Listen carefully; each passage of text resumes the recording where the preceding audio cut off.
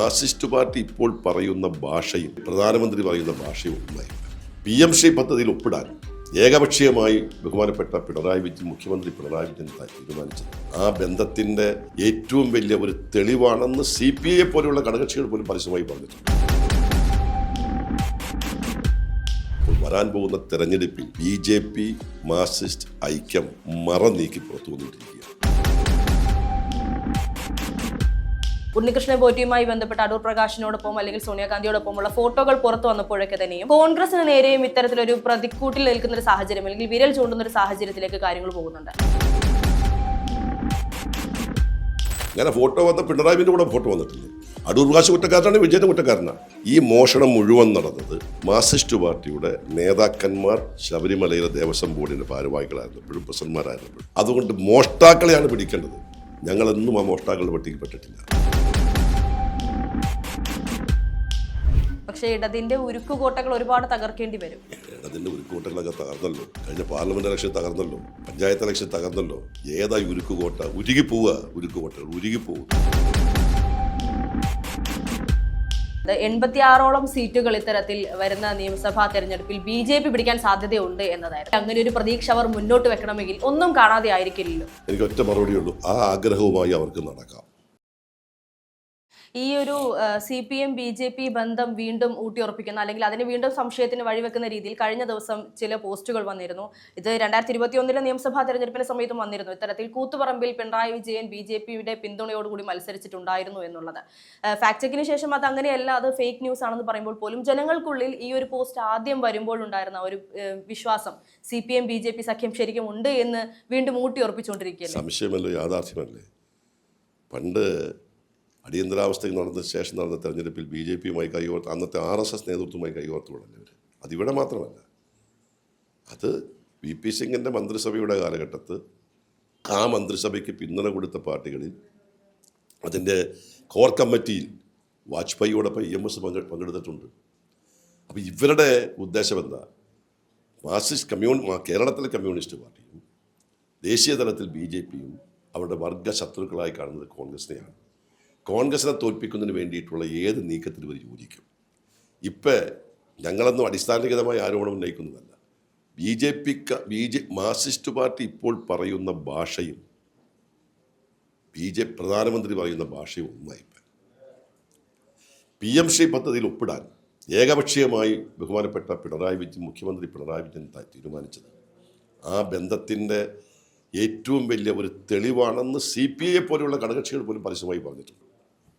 ഈ വരാൻ പോകുന്ന തെരഞ്ഞെടുപ്പിലും പ്രധാനമന്ത്രി തിരുവനന്തപുരത്ത് വന്ന് പ്രസ്താവനിച്ചപ്പോഴും പ്രധാനമന്ത്രിയുടെ ബോഡി ലാംഗ്വേജും പിണറായി വിജയൻ്റെ ബോഡി ലാംഗ്വേജും വളരെ സൗഹാർദ്ദപരമായിരുന്നു. പിണറായി വിജയന് വേണ്ടി മുഖ്യമന്ത്രി കാത്തുനിന്ന്, എനിക്കറിയാം പ്രധാനമന്ത്രി കാത്തുനിന്നെന്നാണ് പറയുന്നത്. പരസ്യമായി കേന്ദ്ര ഗവൺമെൻറ്റിനെ ന്യായീകരിക്കുക ചെയ്ത്, ഗവൺമെൻറ് അഭിനന്ദിക്കുകയാണ് ചെയ്ത് സംസ്ഥാനത്തെ സഹായിക്കുന്നതിൽ. സംസ്ഥാനത്തെ അവഗണിക്കുന്നു എന്ന് പറഞ്ഞു രക്തസാക്ഷി മണ്ഡപത്തിൽ സമരം ചെയ്യാൻ പോയ മുഖ്യമന്ത്രിയാണ് കഴിഞ്ഞ ദിവസം ഇതെല്ലാം മറന്നുകൊണ്ട് പ്രധാനമന്ത്രി വന്നപ്പോൾ പ്രധാനമന്ത്രിക്ക് കൈകൊടുത്ത് പ്രധാനമന്ത്രി അഭിനന്ദിക്കുന്നത്. അപ്പോൾ വരാൻ പോകുന്ന തെരഞ്ഞെടുപ്പിൽ BJP മാർക്സിസ്റ്റ് ഐക്യം നീക്കി പുറത്തു വന്നുകൊണ്ടിരിക്കുകയാണ്. ഈ ഒരു ഐക്യം പുറത്തു വരുമ്പോൾ അല്ലെങ്കിൽ ഇങ്ങനെ ഒരു ഐക്യത്തിൽ മുന്നോട്ട് പോകുമ്പോൾ അത് കോൺഗ്രസിന് വലിയൊരു പ്രതിസന്ധി ആയിരിക്കില്ല സൃഷ്ടിക്കുന്നത്? ഒരു പ്രതിസന്ധിയില്ല. ആ ഐക്യം കോൺഗ്രസിന് അനുകൂലമായി മാറും. കാരണം കേരളത്തിൻ്റെ രാഷ്ട്രീയ പ്രബുദ്ധത വർഗീയതയ്ക്കെതിരാണ്. കേരളത്തിൽ ഒരിക്കലും RSS അജണ്ട, BJP അജണ്ട അംഗീകരിക്കുന്നവരല്ല. ഇത്രയും നാൾ നടന്നിട്ട് പോലും ഇവിടെ BJPക്ക് മുന്നോട്ട് പോകാൻ പറ്റിയിട്ടില്ല. BJPയെ സഹായിച്ച് മാർക്സിസ്റ്റ് പാർട്ടിയും BJPയും കൂടി കോൺഗ്രസിനെ പരാജയപ്പെടുത്താൻ ശ്രമിച്ചാൽ മാർക്സിസ്റ്റ് പാർട്ടിയിലെ ചിന്തിക്കുന്ന ഒട്ടേറെ ആളുകൾ അതുമായി വിട പറയും, കോൺഗ്രസിന് അനുകൂലമാകും. അതിൻ്റെ ഒരു തെളിവാണ് കഴിഞ്ഞ ലോക്കൽ ബോഡി ഇലക്ഷനിൽ കണ്ടത്. കഴിഞ്ഞ ലോക്കൽ ബോഡി ഇലക്ഷനിൽ കേരളത്തിൻ്റെ തിരുവനന്തപുരം മുതൽ കാസർഗോഡ് വരെയുള്ള എല്ലാ പ്രദേശത്തും കോൺഗ്രസിന് ഐക്യജനാധിപത്യ മുന്നണിക്കുണ്ടായ മുന്നേറ്റം കേരളീയ സമൂഹം ഈ BJP മാർക്സിസ്റ്റ് ബാന്ധവത്തിന് എതിരായി ചിന്തിക്കുന്നു. വർഗീയ അജണ്ട കേരളത്തിൽ നടപ്പാക്കാൻ കേരളത്തിലെ ജനങ്ങൾ അനുവദിക്കില്ല എന്നതിൻ്റെ ഏറ്റവും വലിയ തെളിവാണ് അവിടെ കണ്ടത്. അത് വീണ്ടും ആവർത്തിക്കും. കുറച്ചുകൂടി വർദ്ധിതമായ വീര്യത്തോടു കൂടി കോൺഗ്രസിനും UDF-നും മുന്നോട്ട് പോകാൻ ഈ ബാന്ധവം സഹായിക്കുമെന്ന് പ്രതീക്ഷിക്കുന്നു. അതെ, നമുക്കറിയാം കോൺഗ്രസ് ഇപ്പോൾ കഴിഞ്ഞ ദിവസം ഇത്തരത്തിൽ പ്രതിപക്ഷ നേതാവ് പറഞ്ഞൊരു പരാമർശം വലിയ രീതിയിൽ ശ്രദ്ധേയമായിരുന്നു. പുതുമുഖങ്ങൾക്കും സെലിബ്രിറ്റികൾക്കും അതുപോലെ തന്നെ യുവാക്കൾക്കും ഒക്കെ കൂടുതൽ പ്രാധാന്യം നൽകിക്കൊണ്ട് ഈ പറഞ്ഞ നിയമസഭാ തെരഞ്ഞെടുപ്പിന് മുന്നോട്ട് കാണുമെന്നുള്ളത്. പക്ഷേ അങ്ങനെ പോകുമ്പോൾ പലരുടെയും, ഇപ്പോൾ ഞാൻ നേരത്തെ ചോദിച്ചിരുന്നു, പല മുതിർന്ന നേതാക്കന്മാരും ഇത്തരത്തിൽ സീറ്റിന് വേണ്ടി ആഗ്രഹിക്കുന്ന ഒരു സാഹചര്യത്തിലാണ് ഇങ്ങനെ ഒരു തീരുമാനത്തിലേക്ക് പ്രതിപക്ഷ നേതാവ് എത്തിയിരിക്കുന്നത്. അതിനോടൊപ്പം തന്നെ KSU 10 സീറ്റോളം ചോദിക്കുന്നു, യൂത്ത് കോൺഗ്രസ് 16ഓളം സീറ്റുകൾ ചോദിക്കുന്നു. ഇത്തരത്തിലൊരു സീറ്റ് വിഭജനത്തിന്റെ ആവശ്യകത യഥാർത്ഥത്തിലുണ്ടോ? ഞാൻ ചോദിക്കുന്നത് പറഞ്ഞല്ലോ, കോൺഗ്രസിൻ്റെ സീറ്റുകൾ തീരുമാനിക്കാൻ വീതം വെച്ച് കൊടുക്കലല്ല സീറ്റ് തീരുമാനിക്കുന്നത്. അതൊക്കെ വാർത്താമാധ്യമങ്ങൾ ഉണ്ടാക്കുന്നതാണ്. ആർക്കും സ്ഥാനാർത്ഥിയാവാൻ ആഗ്രഹിക്കാം. ഏത് പോഷകാസങ്ങൾക്കും സ്ഥാനാർത്ഥികൾ വരുമ്പോൾ തങ്ങൾക്ക് പ്രാതിനിധ്യ സ്വഭാവം വേണമെന്ന് ആവശ്യപ്പെടാം. അതെല്ലാം കോൺഗ്രസിന് യാതൊരു ഒരു തടസ്സവുമില്ല. അന്തിമമായി കോൺഗ്രസിൻ്റെ സ്ഥാനാർത്ഥികളെ തീരുമാനിക്കുമ്പോൾ കോൺഗ്രസിൻ്റെ ദേശീയ നേതൃത്വവും സംസ്ഥാന നേതൃത്വവും ചർച്ച ചെയ്ത് തീരുമാനിക്കും. എല്ലാ പ്രാതിനിധ്യവും ഉണ്ടാവും. അതിപ്പോൾ ഒരാൾ പറയേണ്ട കാര്യമൊന്നുമല്ല, എല്ലാ പ്രാതിനിധ്യവും ഉണ്ടാവും. അതിനകത്ത് ഞാൻ നേരത്തെ പറഞ്ഞ ചെറുപ്പക്കാരുണ്ടാവും, വനിതകളുണ്ടാകും, മുതിർന്നവരുണ്ടാകും, പരിചയസമ്പന്നരുണ്ടാകും. അതുപോലെ എല്ലാ കോമ്പിനേഷൻ നോക്കിയിട്ടായിരിക്കും കോൺഗ്രസ് സ്ഥാനാർത്ഥി ആഗ്രഹിക്കുന്നതിൻ്റെ അടിസ്ഥാനത്തിൽ മാത്രമല്ലല്ലോ പോകുന്നത്. ആവശ്യപ്പെടുന്നതനുസരിച്ച് മാത്രം സ്ഥാനാർത്ഥി തീരുമാനിക്കാൻ പറ്റില്ല. 140 സീറ്റല്ലേ കേരളത്തിലുള്ളൂ. അതെ, പക്ഷേ ആവശ്യപ്പെടുന്നതനുസരിച്ച് നൽകാൻ സാധിച്ചില്ലെങ്കിൽ അത് പിന്നീട് ഈ പറയുന്നത് പോലെ ചെറിയ ചെറിയ പിണക്കങ്ങൾക്കും അല്ലെങ്കിൽ വലിയ വലിയ വഴക്കുകൾക്കും കോൺഗ്രസിൽ വഴിവെക്കില്ലേ? ഒരു വഴക്കിനും വഴിവെക്കില്ല. കോൺഗ്രസിന് എല്ലാ കാലഘട്ടത്തിലും ആഗ്രഹങ്ങൾ ഉണ്ടായിട്ടുണ്ട്. ആഗ്രഹം കഴിഞ്ഞപ്പോൾ അതിൻ്റെ ഉദാഹരണം ഞങ്ങളൊക്കെ ഉദാഹരണങ്ങളാണ്. കോൺഗ്രസ് സ്ഥാനാർത്ഥി കിട്ടാത്തപ്പോൾ ഞങ്ങളാരും കോൺഗ്രസ് വിട്ടു പോകാൻ തീരുമാനിച്ചിട്ടുണ്ട്. ഇല്ല. ഇപ്പോൾ നിയമസഭ തെരഞ്ഞെടുപ്പ് അടുക്കുന്ന സാഹചര്യത്തിൽ ഏറ്റവും കൂടുതൽ LDF-നെ പ്രതിസന്ധിയിലാക്കുന്നത് ശബരിമല സ്വർണ്ണക്കൊള്ള വിഷയം തന്നെയാണ് എന്നുള്ളത് യാഥാർത്ഥ്യമാണ്. പക്ഷേ ചില സമയങ്ങളിലെങ്കിലും ഇപ്പോൾ തന്ത്രിയുടെ അറസ്റ്റുമായി ബന്ധപ്പെട്ടാണെങ്കിലും അല്ലെങ്കിൽ ഉണ്ണികൃഷ്ണൻ പോറ്റിയുമായി ബന്ധപ്പെട്ട അടൂർ പ്രകാശിനോടൊപ്പം അല്ലെങ്കിൽ സോണിയാഗാന്ധിയോടൊപ്പമുള്ള ഫോട്ടോകൾ പുറത്തു വന്നപ്പോഴൊക്കെ തന്നെയും കോൺഗ്രസിന് നേരെയും ഇത്തരത്തിലൊരു പ്രതിക്കൂട്ടിൽ നിൽക്കുന്ന ഒരു സാഹചര്യം അല്ലെങ്കിൽ വിരൽ ചൂണ്ടുന്ന ഒരു സാഹചര്യത്തിലേക്ക് കാര്യങ്ങൾ പോകുന്നുണ്ട്. ഇല്ലല്ലോ.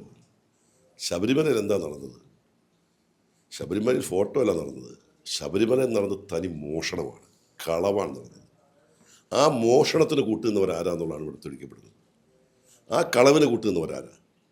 ഈ മോഷണം മുഴുവൻ നടന്നത് മാർക്സിസ്റ്റ് പാർട്ടിയുടെ നേതാക്കന്മാർ ശബരിമലയിലെ ദേവസ്വം ബോർഡിൻ്റെ ഭാരവാഹികളായിരുന്നപ്പോഴും പ്രസിഡന്റ്മാരായിരുന്നപ്പോഴുമാണ്. അതാണ് ഇവിടെ വിളിച്ചെത്തു വന്നിരിക്കുന്നത്. അതുകൊണ്ട് മോഷ്ടാക്കളെയാണ് പിടിക്കേണ്ടത്. ഞങ്ങളെന്നും ആ മോഷ്ടാക്കളുടെ പട്ടികയിൽ പെട്ടിട്ടില്ല. അങ്ങനെ ഫോട്ടോ വന്ന പിണറായിൻ്റെ കൂടെ ഫോട്ടോ വന്നിട്ടില്ലേ? അപ്പം ഫോട്ടോ വന്നതാണ് ഞാൻ പിണറായി വിജയനെ പിടിക്കണം. അടൂർ പ്രകാശ് കുറ്റക്കാരനാണ്, വിജയൻ്റെ കുറ്റക്കാരനാണ്.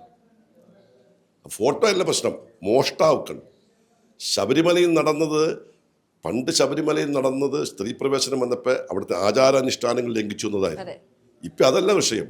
ഇപ്പം ശബരിമലയിൽ നടക്കുന്ന തനി മോഷണമാണ്. ആ മോഷണമാണ് എന്നുള്ളത് എല്ലാവരും അംഗീകരിച്ചിരിക്കുന്നു. അതിന് തെളിവുകൾ വന്നിരിക്കുന്നു. ആ തെളിവുകൾ വന്നപ്പോൾ എന്താ ചെയ്യുന്നത്? അതിൻ്റെ അന്വേഷണം കാലതാമസമുണ്ടാക്കി. നമുക്കറിയാം 90 ദിവസത്തിനുള്ളിൽ പോലീസിൻ്റെ റിപ്പോർട്ട് കൊടുത്തില്ലെങ്കിൽ സ്വാഭാവികമായും കോടതിയിൽ ജാമ്യം കിട്ടും. ആരാ കൊടുക്കാത്തത്? അത് കൊടുക്കാത്തത് ഈ അന്വേഷണം നടത്തുന്ന പോലീസ് ഉദ്യോഗസ്ഥന്മാരാണ് കൊടുക്കാത്തത്. അപ്പോൾ അതും CPM-ന്റെ സമ്മർദ്ദം കൊണ്ടാണ്. അതല്ലോ ഞങ്ങൾ നേരത്തെ പറഞ്ഞല്ലോ. CPM ഈ പറയുന്ന സ്പെഷ്യൽ ഇൻവെസ്റ്റിഗേഷൻ ടീമിൻ്റെ SIT-യുടെ അന്വേഷണത്തിൽ മുഖ്യമന്ത്രിയുടെ ഇടപെടലുണ്ട് എന്ന് ഞങ്ങൾ പറഞ്ഞല്ലോ. മുഖ്യമന്ത്രിയുടെ ഇടപെടലില്ലെങ്കിൽ ഇവിടെ ഈ പോലീസിന് എന്താ എത്ര താമസം ഉണ്ടായതെന്താ? ഹൈക്കോടതിയുടെ നിരീക്ഷണത്തിൽ ഉണ്ടായിട്ട് പോലും എന്തുകൊണ്ട് കൊടുക്കുന്നില്ല? അത് ഹൈക്കോടതി പോലും ആ സംശയം പ്രകടിപ്പിച്ചിരിക്കുകയാണ്. അപ്പം ഈ കളവ് നടന്നുവെന്ന് മാത്രമല്ല, കളവ് നടന്നവരെ സംരക്ഷിക്കുന്നു. ഒരു ഫോട്ടോ വന്നയാൾ ഉത്തരവാദിത്തം പറയണമെന്ന് പറയുമ്പോൾ മോഷ്ടാക്കളായി കുറ്റക്കാരായി പോലീസ് അറസ്റ്റ് ചെയ്ത് കോടതി റിമാൻഡ് ചെയ്ത ആളുകൾക്കെതിരെ പാർട്ടി തലത്തിൽ നടപടി സ്വീകരിക്കാൻ ഇന്ന് വരെ മാർക്സിസ്റ്റ് പാർട്ടി തയ്യാറായിട്ടില്ല. ഇന്ന് വരെ ഞങ്ങളുടെ പാർട്ടിയിൽ നേതാക്കന്മാർക്കെതിരെ അല്ലെങ്കിൽ ജനപ്രതികൾക്കെതിരെ ആക്ഷേപം ഉണ്ടാകുമ്പോൾ ഞങ്ങൾ പാർട്ടി തലത്തിൽ നടപടി സ്വീകരിച്ചിട്ടുണ്ട്. മാർക്സിസ്റ്റ് പാർട്ടി ഏത് നടപടി സ്വീകരിച്ചിട്ടുണ്ട്? മാർക്സിസ്റ്റ് പാർട്ടി നടപടി സ്വീകരിക്കപ്പോൾ മാർക്സിസ്റ്റ് പാർട്ടിയുടെ നേതൃത്വത്തെ ചോദ്യം ചെയ്താൽ പയ്യന്നൂരിൽ നടക്കുന്നതാ പരസ്യമായി ഒരു വിവാദം വന്നു. വിവാദം എന്താ? പിരിച്ച കാശിനെ കുറിച്ചിട്ടുള്ളതാണ്. അത് മാർക്സിസ്റ്റ് പാർട്ടി സമ്മതിക്കുന്നുണ്ട്. മാർക്സിസ്റ്റ് പാർട്ടിയും പറഞ്ഞു കൊടുത്ത പിരിച്ച പണത്തിന് ജാഗ്രത കുറവുണ്ടായെന്ന്. ആ ജാഗ്രത കുറവുണ്ടായി എന്നൊരു വ്യക്തി ചൂണ്ടിക്കാണിച്ചപ്പോൾ അവനെ ഭീഷണിപ്പെടുത്തുകയും അവനെ ഇല്ലാതാക്കുകയും ചെയ്യുമെന്ന് പറയും. അവനെ പാർട്ടിയിൽ നിന്ന് പുറത്താക്കാൻ ആവേശം കാണിച്ച മാർക്സിസ്റ്റ് പാർട്ടി ശബരിമലയിലെ കളവ് നടത്തിയെന്ന് പരസ്യമായി കോടതി പരാമർശിച്ചിട്ടും എന്തുകൊണ്ട് ഈ മോഷ്ടാക്കൾക്ക് നടപടി സ്വീകരിക്കുന്നില്ല? അല്ല, കഴിഞ്ഞ ദിവസം ഉണ്ണികൃഷ്ണൻ പോറ്റിയുടെ അയൽവാസിയുടെ ഒരു മൊഴി പുറത്തു വന്നിരുന്നു. അതിനകത്ത് കടകംപള്ളി സുരേന്ദ്രൻ ഇത്തരത്തിൽ 2 തവണ ഉണ്ണികൃഷ്ണൻ പോറ്റിയുടെ വീട്ടിൽ പോയിരുന്നു, സന്ദർശിച്ചിരുന്നു എന്ന് പറയുമ്പോൾ അതോടൊപ്പം തന്നെ അദ്ദേഹം പറയുന്നുണ്ട് അടൂർ പ്രകാശം ഇത്തരത്തിൽ ഉണ്ണികൃഷ്ണൻ പോറ്റിയുടെ വീട്ടിൽ വന്നിട്ടുണ്ടായിരുന്നു എന്നുള്ളത്. നിങ്ങൾ അടൂർ പ്രകാശിന്റെ മാത്രം അടൂർ പ്രകാശ് ആരായിരുന്നു? കടകംപള്ളി ദേവസ്വം ബോർഡ് മന്ത്രിയായിരുന്നു. അതെ, ആ ദേവസ്വം ബോർഡ് മന്ത്രി പോയതും ഒരു MP പോയതും ഒരുവരെയാണ് താരതമ്യപ്പെടുത്തുന്നത്. പക്ഷെ പോയത് ഒരു കള്ളനായിട്ടുള്ള ഒരു വ്യക്തിയുടെ വീട്ടിലേക്കാണ് എന്നുള്ളതാണ്. കള്ളനായിട്ടുള്ള വ്യക്തിയുടെ വീട്ടിലേക്ക് ആരാ പോയത്? മന്ത്രിയാ പോയത്. മന്ത്രിക്ക് അറിയില്ലായിരുന്നത്. മന്ത്രി ഇപ്പം തള്ളി പറയുന്നുള്ളവരെ, അപ്പോൾ മന്ത്രിക്ക് അറിയില്ലായിരുന്നത്. അപ്പം മോഷ്ടാക്കളെ സംരക്ഷിക്കുന്ന പാർട്ടിയായിട്ട് മാർക്സിസ്റ്റ് പാർട്ടി മാറുന്നു. അത് മാർക്സിസ്റ്റ് പാർട്ടി ഇത് മാത്രമല്ല, കമ്മ്യൂണിസ്റ്റ് പാർട്ടി ഇന്ന് നിൽക്കുന്നത് വർഗസമരത്തെക്കുറിച്ച് പറയുന്ന കമ്മ്യൂണിസ്റ്റ് പാർട്ടി വർഗസമരമൊക്കെ വിട്ടു. അവർക്കിന്ന് വർഗീയതയും അവർക്കിന്ന് സാമൂഹ്യ വിരുദ്ധരെ സംരക്ഷിക്കുന്ന ഒരു സങ്കേതമായി മാർക്സിസ്റ്റ് പാർട്ടി മാറിക്കൊണ്ടിരിക്കുകയാണ്. അതവരുടെ നയത്തിൽ കാണാം. അധ്വാനിക്കുന്ന വർഗത്തിനാണ് ആനുകൂല്യങ്ങൾ കൊടുക്കുന്നതല്ല, ജയിൽ പുള്ളികൾക്ക് ആനുകൂല്യങ്ങൾ കൊടുക്കുക. അധ്വാനിക്കുന്ന ആശാ വർക്കേഴ്സിന് കൊടുക്കാൻ പറഞ്ഞിട്ട് കൊടുത്തില്ല. അധ്യാപകരുടെ ജീവനക്കാരുടെ കുടിശ്ശ കൊടുക്കാൻ വേണ്ടിയിട്ട് കൊടുത്തിട്ടില്ല. അവരുടെ DA കുടിശ്ശ കൊടുത്തിട്ടില്ല. അവരുടെ ശമ്പള പരിഷ്കരണം കൊടുത്തിട്ടില്ല. അവർ എത്രയോ പ്രാവശ്യം അവർ അതിനുവേണ്ടി സമരം ചെയ്തു. എത്രയോ സമരം അവകാശങ്ങൾക്ക് വേണ്ടി, വേതന വർധനവിന് വേണ്ടി, വേതന കുടിശ്ശിക ലഭിക്കാത്തതിന് വേണ്ടി സമരം ചെയ്ത സർക്കാർ ജീവനക്കാരെയും അധ്യാപകരെയും അടിച്ചു നിൽക്കാൻ ശ്രമിക്കുന്ന കമ്മ്യൂണിസ്റ്റ് പാർട്ടി നേതൃത്വം ഒരാവശ്യം ഉന്നയിക്കാത്ത തടവുകാർക്ക്, ആശാ വർക്കേഴ്സിനേക്കാൾ കൂടുതൽ, റോട്ടിൽ നിന്ന് ട്രാഫിക് വാർഡന്മാരെക്കാൾ കൂടുതൽ ശമ്പളം കൂട്ടിക്കൊടുക്കാൻ പോയ മാർക്സിസ്റ്റ് പാർട്ടിയുടെ ഏത് വർഗ സ്വഭാവമാണ് കാണിക്കുന്നത്? അല്ല, ഇപ്പോൾ വർഗ വഞ്ചനയാണ് ഇവർ കാണിക്കുന്നത്. ഈ പറയുന്ന ഈ കുടിശ്ശികയുടെ കാര്യം, DA കുടിശ്ശികയാണെങ്കിൽ ഇപ്പോൾ ഇതെല്ലാത്തിനും വീണ്ടും പരിഷ്കരണം നൽകിക്കൊണ്ട് നിയമസഭാ സമ്മേളനത്തിൽ അടുത്ത ദിവസം 29-ാം തീയതി പുതിയൊരു ബജറ്റ് കൊണ്ടുവരുന്നു. നിങ്ങൾക്ക് അതാ പറയുന്നത്. ഇവർക്ക് എവിടെയായിരുന്നു കഴിഞ്ഞ 5 വർഷക്കാലം? ശ്രീ ഉമ്മൻചാണ്ടി കേരളത്തിൻ്റെ മുഖ്യമന്ത്രിയായിരുന്നപ്പോൾ 2 ശമ്പള പരിഷ്കരണം നടപ്പാക്കിയ ആളാണ്. എല്ലാ ആനുകൂല്യങ്ങളും കൊടുത്ത ആളാണ്. ഒരു DA കുടിശ്ശിക പോലും ഉണ്ടായിരുന്നില്ല. ഇതിപ്പോൾ ആർക്കും പറയാം, പോകാൻ പോകുന്ന ഒരു ഗവൺമെന്റിന് ഏത് തീരുമാനം എടുക്കാം. 6.5 ലക്ഷം കോടി രൂപ കടബാധ്യത ഉണ്ടാക്കി സംസ്ഥാന ഗവൺമെന്റാണ് ഇപ്പൊ പറയും ഞങ്ങൾ ആനുകൂല്യം കൊടുക്കുന്നത്. ആരും വിശ്വസിക്കുന്നത്? ഈ ആനുകൂല്യം ചിലപ്പോൾ ഒരുപക്ഷെ അടുത്ത മാസമോ അല്ലെങ്കിൽ ഈ പറയുന്ന നിയമസഭാ തെരഞ്ഞെടുപ്പിന് മുന്നോടിയായി കൊടുത്താൽ ഇമ്പോസിബിൾ. ഒരു ശമ്പള പരിഷ്കരണം വെച്ച് ശമ്പള പരിഷ്കരണത്തിന് റിപ്പോർട്ട് കിട്ടാതെ എങ്ങനെ ആനുകൂല്യങ്ങൾ കൊടുക്കും? ശമ്പള പരിഷ്കരണം ഒരു പ്രൊസീജിയറാ. ഒരു ശമ്പള പരിഷ്കരണ കമ്മീഷൻ വെച്ചെങ്കിൽ അദ്ദേഹം എത്രയോ സിറ്റിങ്ങിലൂടെയാണ് വരാൻ പോകുന്നത്. അപ്പോഴത്തേക്ക് ഗവൺമെന്റ് കാലാവധി കഴിയില്ലേ? അപ്പോൾ ശമ്പള പരിഷ്കരണം നടപ്പാക്കാൻ കമ്മീഷൻ വെച്ചു എന്ന് പറഞ്ഞിട്ട് എന്താ കാര്യം? ശമ്പള പരിഷ്കരണം നടപ്പാക്കണം. അതാ ഞാൻ പറഞ്ഞു, ഉമ്മൻചാണ്ടി 5 വർഷത്തിനുള്ളിൽ, ഇന്ത്യയുടെ ചരിത്രത്തിൽ ആദ്യമായിരിക്കും 5 വർഷത്തിനുള്ളിൽ 2 ശമ്പള പരിഷ്കരണം നടപ്പാക്കിയ മുഖ്യമന്ത്രി. അതാ കോൺഗ്രസ്. ഇങ്ങനെ ഒരു വാഗ്ദാനം നൽകിയതിനു ശേഷം പിന്നീട് ഭരണമാറ്റം സംഭവിച്ചാൽ അത് കോൺഗ്രസിന് മുന്നിൽ വലിയൊരു പ്രതിസന്ധിയായിരിക്കും. കോൺഗ്രസ് അപ്പോൾ സ്വാഭാവികമായിട്ടും കോൺഗ്രസിനെ സംബന്ധിച്ചിടത്തോളം ഈ നയമല്ലല്ലോ. കേരളത്തിന്റെ സാമ്പത്തിക പ്രതിസന്ധി എങ്ങനെ പരിഹരിക്കാമെന്നതിനെക്കുറിച്ച് വ്യക്തമായ കാഴ്ചപ്പാടുണ്ടാക്കും കോൺഗ്രസ്. അതിനുള്ള സാമ്പത്തിക നയരൂപീകരണം നടത്തും. ഈ പ്രതിസന്ധി എങ്ങനെ അതിജീവിക്കാൻ ഞങ്ങൾ ഏറ്റെടുക്കും. ഞങ്ങൾ സ്വാഭാവികമായും ഞങ്ങൾ ഇവരുടെ തുടർച്ചയല്ല അത്തരം കാര്യങ്ങൾ. ഞങ്ങൾ പുതിയ കാഴ്ചപ്പാടുകൂടിയായിരിക്കും വരാൻ പോകുന്നത്. അതെ, തീർച്ചയായിട്ടും. കഴിഞ്ഞ ദിവസങ്ങളിൽ ഇത്തരത്തിൽ വാർത്തകളിൽ നിറഞ്ഞ മറ്റൊരു കാര്യമായിരുന്നു JB കോശി റിപ്പോർട്ടിനെ കുറിച്ച്. ഈ ഒരു റിപ്പോർട്ടിനെ കുറിച്ച് കോൺഗ്രസിന്റെ അഭിപ്രായം എന്താണ്? കോൺഗ്രസിന്റെ നിലപാട് JB കോശി റിപ്പോർട്ടിനെ കുറിച്ച്? ക്രിസ്ത്യൻ കോശി റിപ്പോർട്ട് നടപ്പാക്കാൻ ഗവൺമെന്റ് മുൻകൈ എടുക്കട്ടെ. കോൺഗ്രസിന്റെ അഭിപ്രായം ആദ്യം ചോദിക്കട്ടെ, ഗവൺമെന്റ് മുൻകൈ എടുക്കട്ടെ. എന്തുകൊണ്ടാണ് അത് നടപ്പാക്കുന്നത്? ഏത് റിപ്പോർട്ട് അവർ നടപ്പാക്കിയിട്ടുള്ളത്? സിനിമാതാരം ഹേമ കമ്മിറ്റി റിപ്പോർട്ട് നടപ്പാക്കി? ഏത് കമ്മിറ്റി റിപ്പോർട്ട്?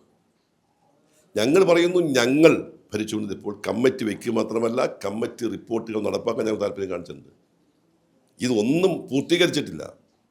പൂർത്തീകരിക്കാത്തൊരു ഗവൺമെന്റിന്റെ കാലാവധി ജനങ്ങൾ പൂർത്തീകരിച്ചോളും, ഈ കാലാവധി അവസാനിപ്പിച്ചോളും. ഏറ്റവും ഒടുവിലായ ഒരു ചോദ്യം കൂടി. ഇപ്പോൾ നമുക്കറിയാം, ഹൈക്കമാൻഡിന്റെ ഭാഗത്തു നിന്ന് വന്ന ഒരു പ്രധാനപ്പെട്ട ഒരു തീരുമാനമായിരുന്നു കോൺഗ്രസിൽ നിന്നും മുഖ്യമന്ത്രി സ്ഥാനാർത്ഥിയെ തൽക്കാലം പ്രഖ്യാപിക്കുന്നില്ല എന്നുള്ളത്. നിയമസഭാ തെരഞ്ഞെടുപ്പിന് മുന്നോടി അങ്ങനെ ഒരു സ്ഥാനാർത്ഥി ഉണ്ടാകില്ല. ഈ ഒരു തീരുമാനമെടുക്കാനുള്ള പ്രധാന കാരണം, അങ്ങനെ ഒരു സ്ഥാനാർത്ഥിയെ പ്രഖ്യാപിച്ചാൽ അത് കോൺഗ്രസിനകത്ത് വലിയ വഴക്കുകൾക്കും പിണക്കങ്ങൾക്കും വഴിവെക്കുമെന്നുള്ള ഭയമാണ്. ഒരു സംസ്ഥാനത്തും കോൺഗ്രസ് തീരുമാനിച്ചിട്ടില്ല. മുഖ്യമന്ത്രി തീരുമാനിച്ച് കോൺഗ്രസ് ഇലക്ഷനിലേക്ക് പോയിട്ടില്ല. പണ്ടും പോയിട്ടില്ല, ഇപ്പോഴും പോയിട്ടില്ല. അല്ല, ഇപ്പോഴത്തെ സാഹചര്യത്തിൽ ഒരുപാട് നേതാക്കന്മാർ അതിനുവേണ്ടി പണ്ടും ഉണ്ടായിരുന്നല്ലോ. എത്രയോ സംസ്ഥാനങ്ങൾ തെരഞ്ഞെടുപ്പ്, ഏതെങ്കിലും തെരഞ്ഞെടുപ്പിൽ കോൺഗ്രസ് മുഖ്യമന്ത്രി സ്ഥാനാർത്ഥി തീരുമാനിച്ചിട്ടാണ് പോകുന്നത്? അല്ല, മുഖ്യമന്ത്രി സ്ഥാനാർത്ഥി തീരുമാനിച്ച് പോകേണ്ട കാര്യമില്ല. കാരണം ജനങ്ങൾ വോട്ട് ചെയ്യുന്ന മുന്നണിക്കാണ്, ജനങ്ങൾ വോട്ട് ചെയ്യുന്നത് കോൺഗ്രസിനാണ്. പിന്നെ കോൺഗ്രസ് തീരുമാനിക്കുക ആരാ മുഖ്യമന്ത്രി. പണ്ടും അങ്ങനെ ചെയ്തിട്ടുള്ളൂ. ബഹുമാനാശി K. കരുണാകരൻ്റെ കാലത്തിൽ, ഉമ്മൻചാണ്ടിയുടെ കാലഘട്ടത്തിൽ, AK ആന്റണിയുടെ കാലഘട്ടത്തിൽ. പിന്നെ സ്വാഭാവികമായും ജനങ്ങളന്ന് പ്രതീക്ഷിക്കുന്നുണ്ട്. അതെ. അപ്പം ആ ജനാഭിലാഷം മനസ്സിലാക്കി എന്താണെന്ന് തീരുമാനിച്ചു കോൺഗ്രസ് പാർട്ടി തീരുമാനിച്ചു. കഴിഞ്ഞ ദിവസം NDTV പുറത്തുവിട്ട റിപ്പോർട്ടിൽ ഇത്തരത്തിൽ VD സതീശന് ഒരു 22% സാധ്യതയുണ്ട് എന്ന് പറയുന്ന ഒരു സാഹചര്യം ഉണ്ടായിരുന്നു. അതോടൊപ്പം ഞാനതൊക്കെ അംഗീകരിക്കുന്നുണ്ട്. അതൊക്കെ അത്തരം ഇതൊക്കെ മാറി മറിഞ്ഞുകൊണ്ടിരിക്കുന്നു. അല്ല, ശശി തരൂരിന്റെ പേര് അവിടെ നമ്മൾ കേട്ടിരുന്നു എന്നുള്ളതാണ്. 9% മുകളിൽ ആളുകൾ ശശി തരൂർ മുഖ്യമന്ത്രി ആകണമെന്ന് ആഗ്രഹിക്കുന്ന ഒരു സാഹചര്യം ഉണ്ട് എന്ന് പറഞ്ഞു.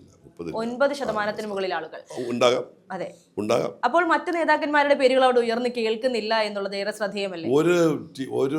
ഒരു റിപ്പോർട്ടിന്റെ അടിസ്ഥാനത്തിൽ മാത്രമാണോ മുഖ്യമന്ത്രി തീരുമാനിക്കുന്നത്? അല്ല, കോൺഗ്രസ് പാർട്ടി ഏതെങ്കിലും ചാനൽ നടത്തുന്ന റിപ്പോർട്ടിന്റെ അടിസ്ഥാനത്തിൽ പോയി മുഖ്യമന്ത്രി തീരുമാനിക്കണം. അതിനെപ്പോഴും അവരോട് തീരുമാനിക്കാൻ പറഞ്ഞപ്പോൾ പാർട്ടിക്ക് പാർട്ടിയുടേതായ സംവിധാനമില്ലേ?